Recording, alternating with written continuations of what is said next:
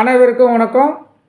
நான் பிரபாகரன், ஜோதிடர் ரத்னா, ஜோதிட கலாநிதி. நான் சென்னையிலேருந்து பேசுகிறேன். இன்றைக்கி நான் சொல்ல போகிற பதிவு நான் பார்த்தீங்கன்னா, இறைவனை கோயிலுக்கு போனாலும் சாமி எப்படி வணங்குறது, வீட்டில் எப்படி வழிமுறைகளை கடைபிடிக்கிறது என்பதை பற்றி தான் சொல்ல போகிறேன். ஏற்கனவே ஒரு பதிவு சொல்லியிருப்பேன், ஆனால் விளக்கமாக சொன்னால் நேரம் எடுக்க போதால் இது இரண்டாவது பாகமாக நான் சொல்ல போகிறேன். அதையும் சேர்த்து ஓரளவு சொல்கிறேன். ஏன்னா இந்த பதிவு அதை பார்க்கலன்னா இதில் பார்த்து தெரிஞ்சுப்பாங்க. இப்போ நான் சொல்ல போகிற பதிவு என்னன்னா, கோயிலுக்கு போனால் எப்படி வணங்கணும், வீட்டில் எப்படி வணங்கணும், அதை பற்றி தான் நான் சொல்ல போகிறேன். இப்போ வீட்டில் நீங்கள் வணங்குறீங்கன்னா, இப்போ ஒருத்தரும் இப்போ பார்த்தீங்கன்னா ஒரு கோயிலுக்கு போவோம். இப்போ லாங்கில் இருக்கிற இப்போ பழனி, திருச்செந்தூர், ராமேஸ்வரம் அது போல் போவோம். நம்ம ஒரு ஊருக்கும் போகக்குள்ள ஒரு ஃபோட்டோ எப்படியும் வாங்கிட்டு வருவோம். நம்மளுக்கு பூஜை அறை நல்ல விரிவாக அகலமாக இருந்துச்சுன்னா எந்த பிரச்சனையும் இல்லை. நீங்கள் கோயிலுக்கு போயிட்டு வர ஒரு ஃபோட்டோவே நீங்கள் எடுத்து வந்து வச்சு வணங்கலாம். ஆனால் நம்ம இந்த காலகட்டத்தில் சில பேருக்கு தான் அந்த அமைப்பு அமையும். மீதி பேருக்கு பார்த்திங்கன்னா சின்னதாக தான் இருக்கும் பூஜை அறை. அதில் இது போல் எல்லா ஃபோட்டோவும் போட்டு வச்சுட்டா நம்மளை தெய்வங்கள் எல்லாம் வைப்ரேஷன் ஆகி நம்மளை பாதிப்படை செய்திடும். அதாவது உடல்நல பாதிப்பு, வருமானத்தில் பிரச்சனை, பிள்ளைகளுக்கு கல்வியில் தோல்வி, திருமணம் நடக்காது, குழந்தை பாக்கியம் இருக்காது. ஆனால் எல்லா கிரகங்கள் அமைப்பெல்லாம் நல்லாயிருக்கும், தசாபுத்தி அமைப்பு நல்லாயிருக்கும். ஜோதிடர்கிட்ட போனாலும் சொல்லுவாங்க, இது நல்லா இருக்குதுங்க தசாபுத்தி அமைப்பு, கண்டிப்பாக நடக்கும்னு சொல்லுவாங்க. ஆனால் இந்த வீட்டில் எல்லா ஃபோட்டோ வச்சு கும்பிடக்குள்ள ஒரு வைப்ரேஷன் ஒன்றா மோதி நம்மளை வீட்டில் தடைப்பட வச்சிடும். நல்லா கவனத்தில் கொள்ளுங்கள். நான் சொல்கிறது நல்லா நோட் பண்ணிங்க. ஆனால் அது போல் வீட்டில் நீங்கள் ஏகப்பட்ட ஃபோட்டோ நிறையா வச்சுருந்தீங்கன்னா அதை ரிலீஸ் பண்ணி பாருங்கள். நீங்கள் எந்த பிரச்சனையில் மாட்டிக்கொண்டு இருக்கிறீர்களோ அந்த பிரச்சனையிலேருந்து 100% விடுபடுவீங்க. நான் சொல்கிறது உண்மையாக எந்த அளவுக்கு உண்மை என்பதை நீங்கள் பார்த்தா தான் தெரியும். கண்டிப்பாக எடுத்துருங்க. அதான் நீங்கள் ஒரு கோயிலுக்கு போய் ஞாபகமாக இருக்கும். ஆண்டவ புண்ணியத்தில் நம்மளுக்கு மீண்டும் ஒரு வீடு கட்டி அதில் பெரிதாக பூஜை அறை அமைக்கப்பட்டால் அங்கே வச்சுக்கலாம். அதனால் தவறு கிடையாது. ஒரு கவரில் போட்டு ஒரு பேக்கில் எடுத்து ஸ்லாப்பில் எடுத்து வச்சுருங்க. அது இல்லை எனக்கு அது எடுத்து வைக்கிறதுக்கு மனஸ்தாபமாக இருக்குதுன்னா ஏதாவது ஒரு கோயிலில் போய்ட்டு வச்சுட்டு வந்துடுங்க. அதுக்கு ஒரு 5-6 ஃபோட்டோனா வச்சுட்டு வந்துடலாம். ஒரு 10-15 ஃபோட்டோனா என்ன பண்ணுவீங்க? அதனால் நீங்கள் பேக்கில் போட்டு மேலே ஸ்லாப்பு, ஸ்டோர் ரூமு அது போல் இடத்துல வச்சிடலாம். அதெல்லாம் தப்பு கிடையாது. ஏன்னா இடைப்பட்ட தான் வீட்டில் அந்த சாமி ஃபோட்டோ அங்கே இருக்கணும். அப்போ தான் அது பலனை கொடுக்கும். இல்லை ஒன்று மோதி வைப்ரேஷன் ஆகி நம்மளுக்கு 100% தீய பலனை தான் கொடுக்கும். இதை கருத்தில் கொள்ளுங்கள். இது உண்மை. நான் 2-3 பேருக்கு என்கிட்ட இது நிறைய பேர் வரல. என்கிட்ட சொன்னதை தான் நான் சொல்கிறேன். ஒரு 2-3 பேர் தான் வந்தாங்க. ஆனால் இது போல் எல்லாமே நல்லா இருக்குதுன்றாங்க சார். ஏன்னு கேட்டாங்க. நாங்கள் வீட்டுக்கு போனேன். வீட்டுக்கு போய் பார்க்கக்குள்ள தான் தெரிஞ்சு ஏகப்பட்ட ஃபோட்டோ இதை ரிலீஸ் பண்ணுங்கன்னு சொல்லி அப்பயே எடுத்துட்டாங்க. எடுத்துகிட்டு இடைவெளி விட்டு வச்சாங்க. இப்போ அவங்க சிறப்பாக இருக்கிறாங்க. அன்றைக்கிட்ட பார்த்துட்டு எங்ககிட்ட சொல்லிட்டு போனாங்க, இப்போ நாங்கள் நல்ல மகிழ்ச்சியாக நல்ல சிறப்பாக இருக்கிறேன்னு. அதனால் நம்ம சேனலில் பார்க்குறவங்களும் என் நண்பர்களுக்கும் சொல்லலாம் தான் இதை நான் சொல்கிறேன். கருத்தில் கொள்ளுங்கள். மிக சிறப்பாக இருக்கும். அதே போல் நம்மளை லாங்கில் எங்கன்னா டூர் போகக்குள்ள இப்போ கோயில் டூர் போகிறாங்க வச்சுங்க, காலையில் ஒரு கோயிலும் சாயந்தரம் கோயில் தான் பார்க்கணும். லைனாக கோயிலை பார்த்துட்டு வந்தீங்கன்னா எல்லா கோயிலுக்கு ஒரு வைப்ரேஷனும் ஒன்றா சேர்ந்து நம்மளுக்கு எந்த நாள் எதுவுமே நடக்காது. ஒரு நாளைக்கு ஒரு கோயில் தான் பார்க்கணும், மிக சிறப்பு. இல்லை நாங்கள் லாங்கிலேருந்து வந்திருக்கோன்னா காலையில் ஒரு கோயில், சாயந்தரம் ஒரு கோயில், 2 கோயில் தான் அதிகபட்சம். அதுக்கு மேலே கோயில் பார்க்கவே கூடாது. அதில் பலனும் கிடையாது. நம்ம பார்த்த கோயிலுடைய பலனும் போயிடும். இது சாமி தானே, நம்மள என்ன போதுன்னு நினச்சிக்காதுங்க. ஒரு சாமிக்கு ஒரு சக்தி இருக்குது. அதை நல்லா கருத்தில் கொள்ளுங்க. அதே போல் இப்போ ராசியில் நீர் ராசி, நில ராசி, நெருப்பு ராசி, காற்று ராசின்னு இருக்குது. இந்த 4 ராசிகளுக்கும் ஒரு ஒரு கோயில் இருக்குது. அதை கருத்தில் கொள்ளுங்க. இப்போ மகர ராசி எடுத்துக்காட்டு ஒன்றுன்னு சொல்கிறேன். இப்போ மகர ராசி எடுத்துங்க, மகர லக்னம்னு எடுத்துங்க.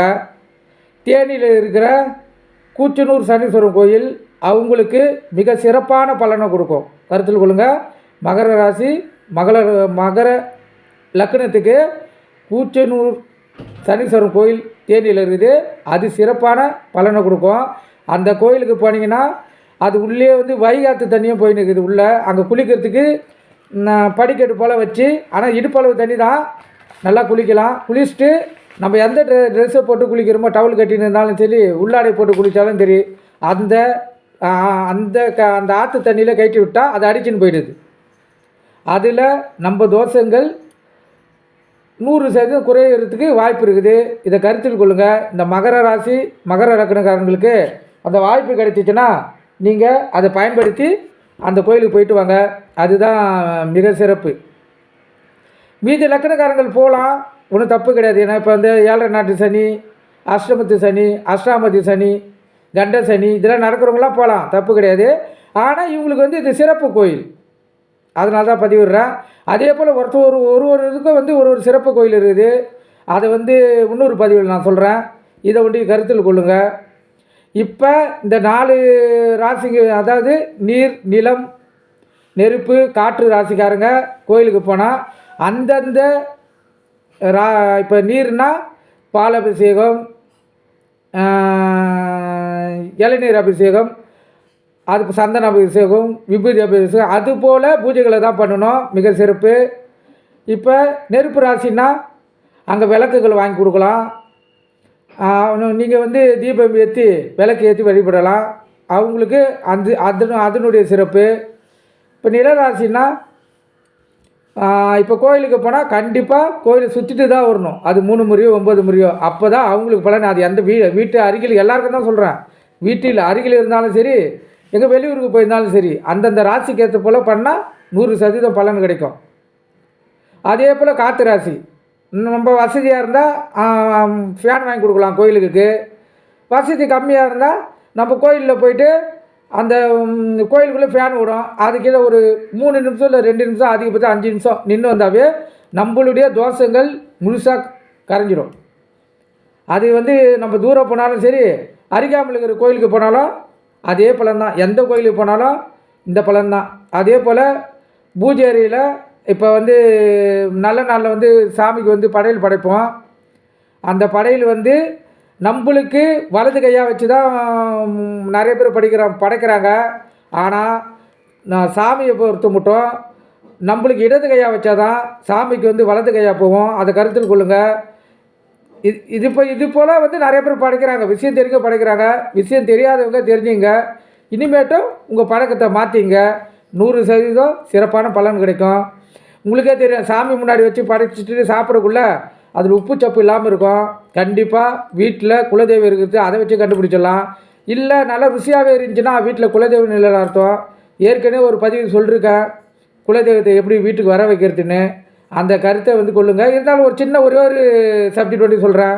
ஏதாவது அம்மன் கோயிலுக்கு போங்க, எலுமிச்சம்பழம் தருவாங்க, 1 2 தருவாங்க. அதை வாங்கிட்டு வந்து உங்கள் பூஜை அறையில் வைங்க. ஒரு வாரம் பாருங்கள், அந்த லெமன் வந்து ட்ரையாக இருக்குதா, இல்லை வந்து கொலன்னு அழுவி போயிருந்தானு. அழுவி போயிருந்தால் குலதெய்வம் வீட்டில் இல்லைன்னு அர்த்தம். அது ட்ரையாக இருந்துச்சுன்னா வீட்டில் குலதெய்வம் இருக்குதுன்னு அர்த்தம். அது 100% உண்மை. அப்படி அழுவி போகிற எலுமிச்சம்பழம் இருந்துச்சுன்னா திருப்பி நீங்கள் குலதெய்வத்துக்கு போயிட்டு பூஜை போட்டு அப்புறமா வணங்கிட்டு வந்தால் வேண்டி தான் அந்த குலதெய்வம் வீட்டுக்கு வரும். குலதெய்வம் எப்பயுமே வாசக்கல்ல தான் உட்காந்துருக்கும், வீட்டுக்குள்ளே வராது. நல்லா கருத்தில் கொள்ளுங்கள். அதனால் வாரத்துக்கு 1 நாளாச்சும் வாசக்காலை நல்லா சுத்தபத்தமாக துடைச்சி பொட்டு வச்சு மஞ்சள் தெளித்து பாதுகாருங்க.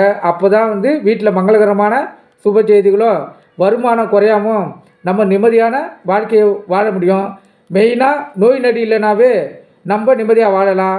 எவ்வளோ தான் சம்பாதிச்சாலும் நோய் நொடி வந்துடுச்சுன்னா நம்மளுக்கு நிம்மதியான வாழ்க்கை இருக்காது. சம்பாரித்த காசம் போயிடும், வீட்டில் இருக்கிறவங்களும் நிம்மதியாக போயிடும். இந்த கருத்தில் கொள்ளுங்கள். அதே போல் நல்ல நாள் பெருநாளில் வாசக்காலுக்கு முடிஞ்சபட்சம் ஒரு மாலை வாங்கி போடுங்க. உங்களால் முடியலையா ஒரு மணி பூ, சாமந்தி பூ வாங்கி போடுங்க, அது மிக சிறப்பு. இதை கருத்தில் கொள்ளுங்கள். இதெல்லாம் வந்து நம்ம வெளியில் போனாலும் வீட்டில் இருந்தாலும் செய்ய வேண்டியது. அடுத்த கட்டம் வந்து இந்த கோயிலுக்கு போனால் நம்ம வீட்டுக்கு சாமியை வணங்குறது, அது ஒரு வழிபாடு வரும். நம்ம ஏற்கனவே வந்து முதல்ல பார்க்கும்போது சொல்லியிருக்கேன், பார்க்காதவங்க அதை பாருங்கள். இப்போ கோயிலுக்குள்ளே நம்ம என்ட்ரி ஆகிறதுக்கு முன்னாடி தர்மம் பண்ணணுன்னா அவங்களுக்கு தர்மம் பண்ணிடணும். உக்காந்துக்கிறவங்களுக்கு உங்களுக்கு என்ன தோணுதோ செய்யிட்டு தான் உள்ளே என்ட்ரி ஆகணும்.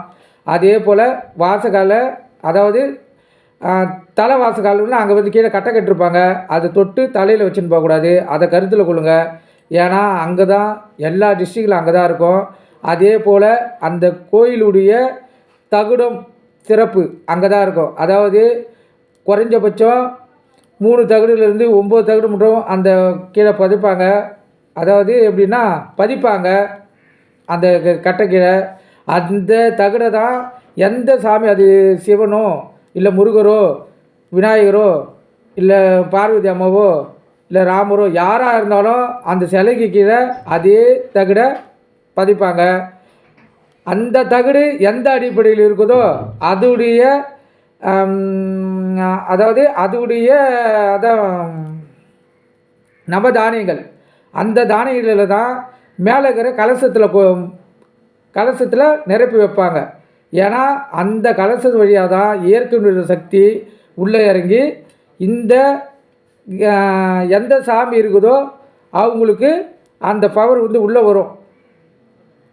அந்த ராசிக்காரங்க அந்த கோயிலுக்கு போகக்குள்ள அவங்களுக்கு சிறப்பான பலன் கிடைக்கும். நீங்களே நிறைய பேருக்கு சொல்கிறது கேள்விப்பட்டிருப்பீங்க. ஒருத்தவங்க சொல்லுவாங்க, நான் இந்த கோயிலுக்கு போனேன், என் பையனுக்கு திருமணம் ஆச்சு.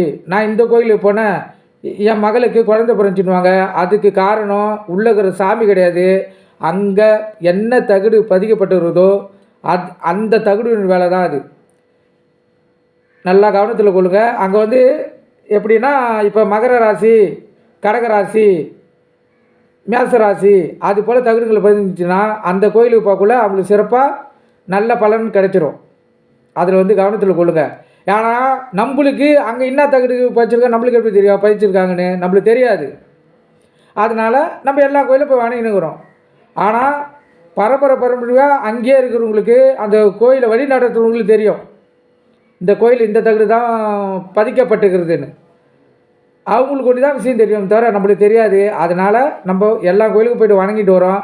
ஆனால் நம்மளுக்கு அடிக்கடி போகக்கூட தெரியும், இந்த கோயிலுக்கு போனால் நம்மளுக்கு நல்லது நடக்குது, இந்த கோயிலுக்கு போனால் கெட்டது நடக்குதுன்னு கவனத்தில் கொள்ளுங்கள்.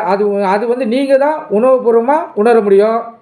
அது யாராலும் சொல்ல முடியாது. வேணால் அந்த ராசி லக்கண அடிப்படையில் ஒரு கோயில் இருக்குது. இப்போ நான் சொன்ன எடுத்துக்காட்டு கூட அந்த கோயிலில் அந்த தகடுகள் தான் இருக்கப்படும். இப்போ நிலராசின்னா இப்போ கடக ராசி எடுத்துங்க, இல்லை மகர ராசி எடுத்துங்க, அந்த தகடு அந்த கோயிலில் பதிக்கப்பட்டிருக்கும். அதுதான் அது ஒரு விஷயம். அதுதான் அந்த மகர ராசி மகர லக்கணக்காரங்க அந்த கூச்சனூர் சனீஸ்வரபுரம் கோயிலுக்கு போக சொன்னேன். அது போல் ஒருத்தருக்கு ஒன்று இருக்கும். அது விஷயம் தெரிஞ்சால் தான் தெரியும். இந்த கருத்தில் கொள்ளுங்கள். அதே போல் சாமியை வந்து நின்று பொறுமையாக நிதானமாக பார்த்துட்டு வாங்க. இங்கேருந்து இவ்வளோ செலவு, இப்போ லாங்கில் போகிறோம், திருச்செந்தூர் போகிறோம், இல்லை பழனி போகிறோம், இங்கேருந்து இவ்வளோ செலவு பண்ணி நைட்டெல்லாம் சிரமப்பட்டு போய் அங்கே இறங்கி நம்ம போய் 500 ரூபா டிக்கெட்டு கொடுங்க, 200 ரூபா டிக்கெட்டுங்க கொடுன்னு அவசரமாக பார்த்துட்டு வர்றது நம்ம போகவே தேவையில்லையே. அது வீட்டை அருகாமல் இருக்கிற கோயிலுக்கே போயிட்டு வந்துடலாம். அதனால் ரொம்ப நெரிசல் கூட்டம், ஒரு 1000 பேர் இருக்கிறாங்க, 500 பேர் இருக்கிறாங்கன்னா அப்போ இந்த 500 ரூபா டிக்கெட்டில் ஒரு 100 பேர் இருக்கிறாங்கன்னா அப்போ நீங்கள் போகலாம், தப்பு கிடையாது.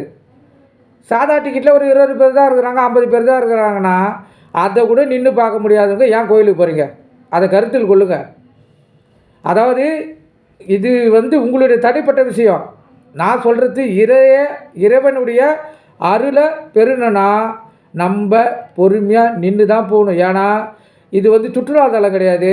நம்மளுடைய குறைகளையும் தீக்கி, நம்மளுடைய பூர்வ புண்ணிய கர்மாவை நீக்கி நம்ம இந்த பிறவியில் நல்ல சுகமாக வாழ, நீண்ட ஆயுளோடு வாழ, நம்ம பிள்ளைகள் நன்றாக படிக்க, நீண்ட ஆயுளும் அவர்களுக்கு இருக்கட்டும்னு வேண்டுறதுக்கு தான் போகிறோம்.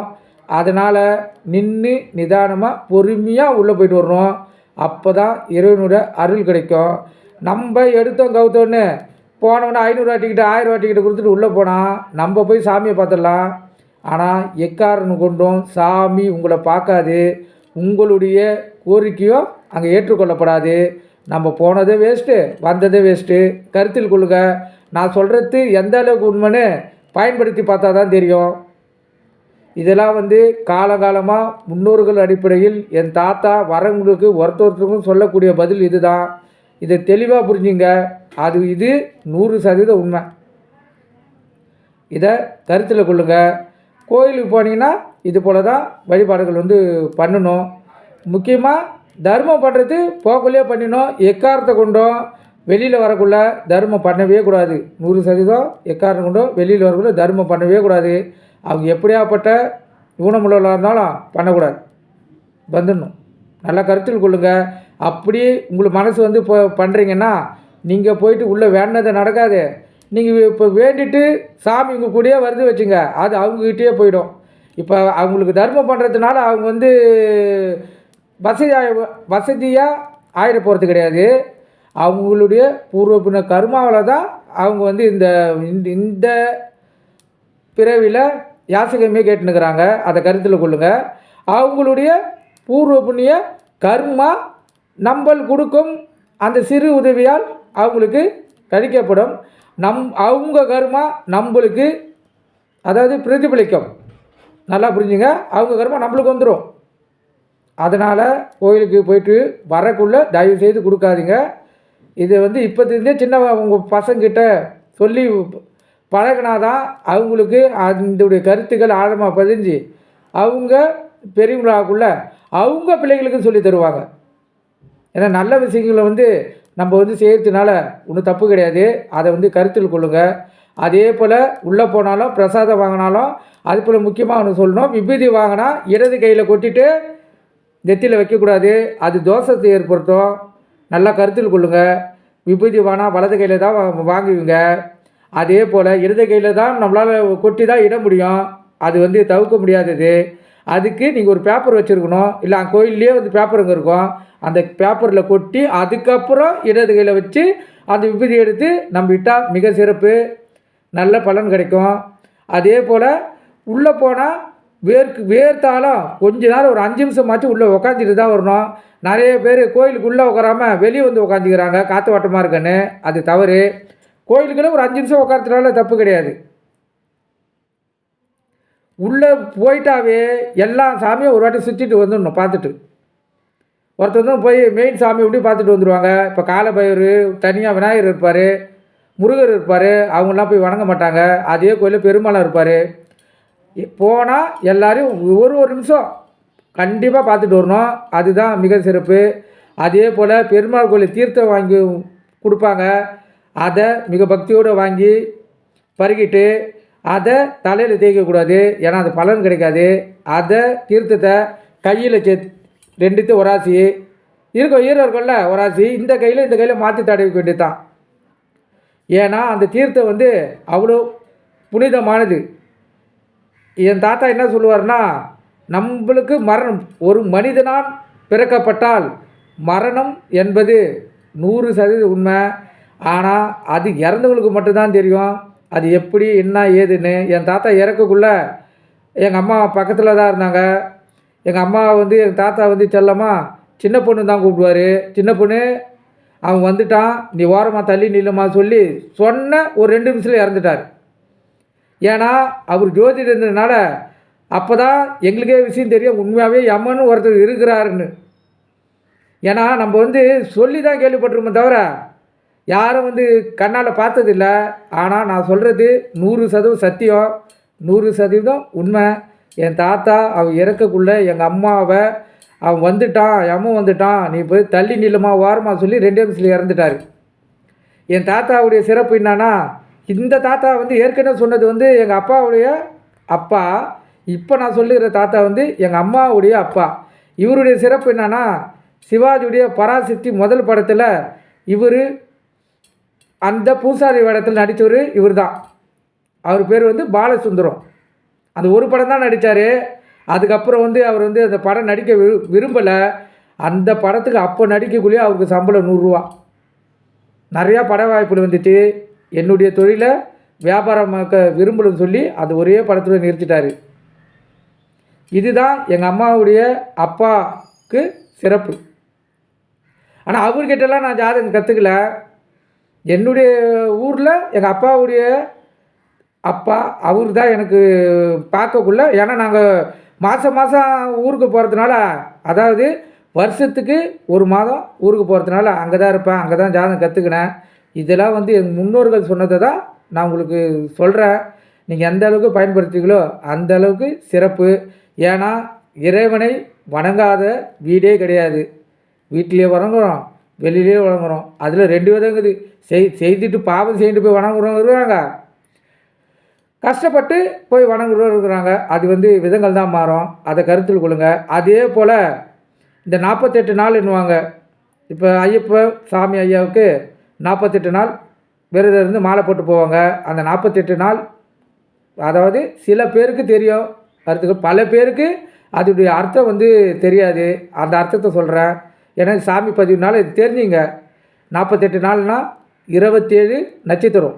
என்னது 27 நட்சத்திரம், 12 ராசி, 12 ராசி, நவ கிரகங்கள். இதை 3 கூட்டினீங்கன்னா அந்த 48 நாள் வரும். அதுதான் ஒரு மண்டலம். இயற்கையினுடைய ஒரு மனிதனுடைய பிறப்பின் அடையாளமே இந்த 3 தான். இந்த 3னுடைய நிலையை வச்சு தான் அவருடைய வாழ்க்கை தரம் தராதரம் எல்லாம் இது 3 தான் நிர்ணயிக்குது. கவனத்தில் கொள்ளுங்க. இது வந்து தெரியாதவங்க தெரிஞ்சுங்க. ஏன்னா என்னை பொறுத்த மட்டும் 100ல் 70 பேருக்கு கூட இது 70 பேருக்கு தெரியாது. இந்த கருத்தில் கொள்ளுங்க. ஏன்னா ஒரு மண்டலன்றாங்களே. இப்போ மருந்து சாப்பிட போனாலும் 48 நாள்ன்றாங்களே சொல்லி ஒரு கேள்வி இருக்கும். அந்த கேள்விக்கு பதில் தான். நல்ல கருத்தில் கொள்ளுங்க. இந்த பதிவு உங்களுக்கு எந்த அளவுக்கு பிடிச்சிருக்குதுன்னு பார்த்து லைக் பண்ணுங்கள், ஷேர் பண்ணுங்கள், சப்ஸ்கிரைப் பண்ணுங்கள், பெல் பட்டனை அழுத்துங்க. நன்றி, வணக்கம். மீண்டும் ஒரு சிறந்த பதிவில் உங்களை நான் சந்திக்கிறேன். நன்றி.